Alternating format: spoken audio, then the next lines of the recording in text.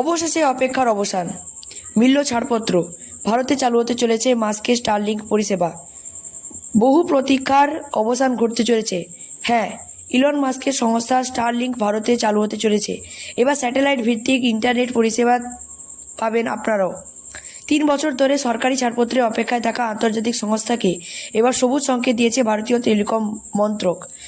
আর এই খবর সামনে আসতেই প্রযুক্তি মহলে ব্যাপক উত্তেজনা ছড়িয়ে পড়েছে, কারণ এই এক সিদ্ধান্তের জেরেই বদলে যেতে পারে ভারতের ইন্টারনেটের সম্পূর্ণ চেহারা। হ্যাঁ, বিশেষ করে প্রত্যন্ত বা গ্রামাঞ্চলের ইন্টারনেটের সংজ্ঞা পুরো বদলে যাবে। স্টারলিংক হলো স্পেসএক্সের একটি মডেল।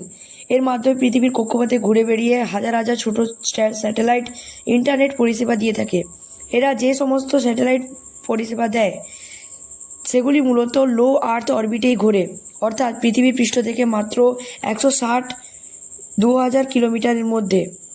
জানা যাচ্ছে স্টারলিংকের ইন্টারনেটে গতি হবে খুব দ্রুত, যা সাধারণ ব্রডব্যান্ড পরিষেবার তুলনায় অনেকটাই বেশি।